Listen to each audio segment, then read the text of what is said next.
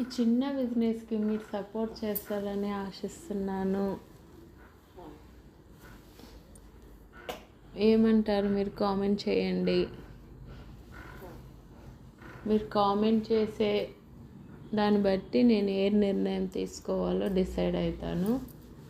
ఓకేనా friends? Sprouted రాగి powder చేసి హోమ్ మేడ్. నేను ఇది ఎలా ప్రిపేర్ చేసిన అంటే, మంచిగా కేజీ రాగులు తీసుకొచ్చి శుభ్రంగా 5-6 టైమ్స్ మంచిగా కడిగి, తర్వాత ఒక నైట్ అంతా నానబెట్టి 24 అవర్స్ నానబెట్టేసి, తర్వాత ఏం చేసిన అంటే ఒక డబ్బాలో వేసి మూత పెట్టి ఉంచేసి ఒక 3 డేస్ ఉంచేసిన. 2 డేస్ ఉంచేసి ఇలా తర్వాత శుభ్రంగా మళ్ళా మంచిగా కడిగి మొలకెత్తిన తర్వాత ఏమైనా ఫంగస్ అలా ఉంటాయి కదా, స్మెల్ వస్తుంటుంది కదా, అట్లా అని మంచిగా శుభ్రంగా మళ్ళీ 3-4 టైమ్స్ బాగా వాష్ చేసి కడిగి మంచిగా ఒక క్లాత్ నా చున్నీ తీసుకొని మంచిగా దాని మీద ఫ్యాన్ గాలికి ఆరబెడుతున్న. ఎండ కొడతలేదు, ముందే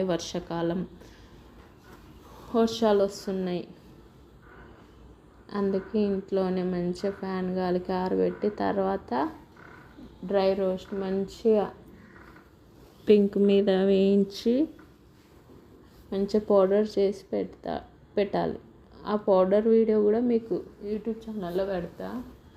నాకు ఇన్స్టాలో కూడా పెడతా, వీడియోస్ చేస్తా.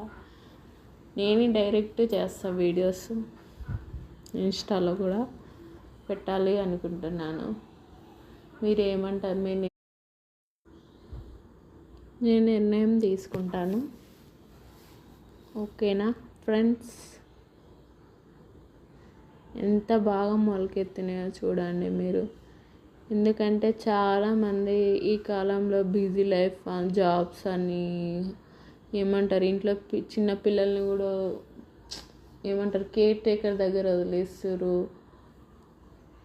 జాబ్స్ కోసమే కదా ఫ్యామిలీ ఉరుకుల పరుగుల జీవితంలోని చేసుకోవడానికి కొందరికి వీలు ఉంటుంది, కొందరికి వీలు ఉండదు కదా.